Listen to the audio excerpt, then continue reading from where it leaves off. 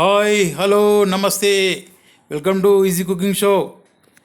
నేను మీ వెంకటరెడ్డి. ఈరోజు ఆలూ ఫ్రై చేస్తే చాలా బాగా వస్తుందండి. దీన్ని పిల్లలు చాలా ఇష్టంగా తింటారు. ఒక పావు కిలో ఆలుగడ్డ చెక్కు తీసి కట్ చేసి శుభ్రంగా కడిగి ఒక గిన్నెలో వేసుకోవాలి. తర్వాత అందులో లైట్గా ఒక హాఫ్ స్పూన్ ఉప్పు వేసి నీళ్ళు పోసి బాయిల్ చేసుకోవాలి. ఒక 10 నిమిషాలు ఉడకబెట్టుకుంటే సరిపోతుందండి. మెత్తగా ఉడకాలని ఏం లేదు. ఒక 60-70% ఉడికితే చాలు. ఒక 60-70% ఉడికితే అంటే 10 నిమిషాల్లో ఉడికిపోతుంది. దాన్ని ఒక జాలిలోకి నీళ్లు డ్రైన్ చేసుకోవాలి. దాని తర్వాత ఒక బౌల్లో వేసుకోవాలండి. అది దానిలో 1 టీ స్పూన్ మైదా, 1 టీ స్పూన్ బియ్యం పిండి, 1 టీ స్పూన్ కారం పొడి, కార్న్ఫ్లోర్, ఒక హాఫ్ టీ స్పూన్ కారం పొడి అండి, ఒక హాఫ్ టీ స్పూన్ ధనియాల పొడి, ఒక చిటికెడు గరం మసాలా,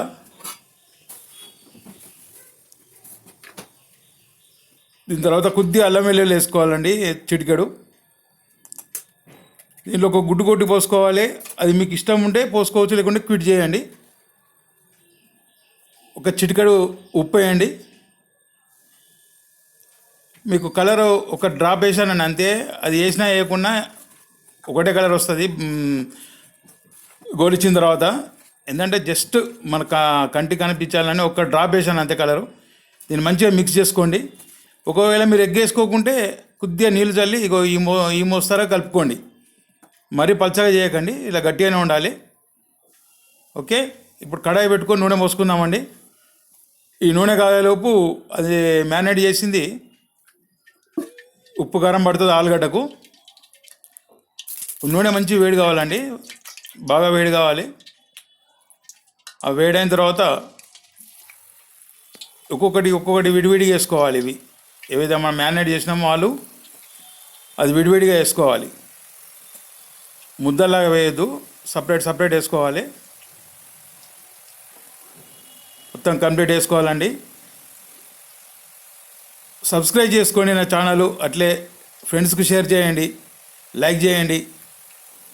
మీకు ఇంకా ఎన్నో వీడియోలు చేస్తాను నేను. పిల్లలకి ఇట్లా చేసి పెడితే చాలా ఇష్టంగా తింటారండి. ఇది చపాతీలోకైనా రైస్లోకైనా పప్పుచారు చేసుకున్నప్పుడు అంచుకు పెట్టుకోవడానికైనా చాలా బాగుంటుందండి. ఇప్పుడు వేసాక 1 నిమిషం పెట్టుకోకండి. 1 నిమిషం తర్వాత దాన్ని కదిపితే గోలుతుందండి. అట్లా ఒక 2-3 మినిట్స్ గోలిచ్చండి. కంప్లీట్గా గోలేదాకా చూడకండి, పెట్టండి. ఎందుకంటే మనం వేసే వరకు నూనె చల్లారి ఉంటుంది. మళ్ళీ నూనె గరం అయినాక ఇంకొకసారి వేసుకోవాలండి. ఇప్పుడు వాటిని తీసి ఒక ప్లేట్లో పెట్టుకోండి.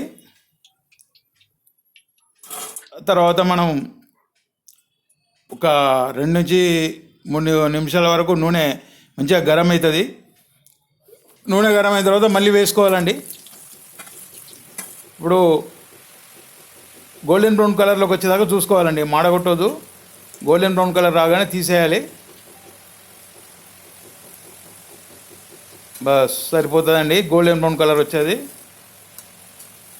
ఇప్పుడు తీస్తే అదే ప్లేట్లో వేసుకోవాలండి. దీని తర్వాత పచ్చిమిర్చి కొన్ని చీరాను, కొద్దిగా కరివేపాకు, సన్నగా తరిగిన వెల్లుల్లి, ఇవి కొద్దిగా ఫ్రై చేసుకోవాలండి. ఎందుకంటే దాని మీద డెకరేట్ చేసుకుంటే బాగుంటుంది. కొంతమంది స్పైసీనెస్ అంటే ఇష్టం, పచ్చిమిరపకాయలు తినొచ్చు. దీని మీద కొద్దిగా కొత్తిమీర వేసుకుంటే అయిపోయిందండి, కంప్లీట్ అయిపోయింది. ఎక్సలెంట్గా ఉంటుంది. ఓ రైస్లో పెట్టుకొని తిందామండి. చూడగానే మనకు తినాలనిపించే అంత బాగుంటుంది.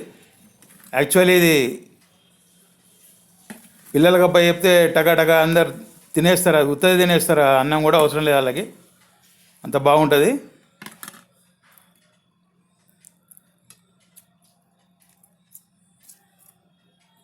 Okay, please subscribe, like and share. చూడండి ఎలా ఉడికిందో. లోపల మెత్తగా ఉడుతుంది, పైన క్రంచిగా ఉంటుంది. సూపర్ అండి, ఎమ్మీగా ఉంటుంది. థ్యాంక్ యూ వీడియో చూసినందుకు. Please subscribe and share and like. Jabardasth ఉందండి, సూపర్ అంటే సూపర్ ఉన్నదండి.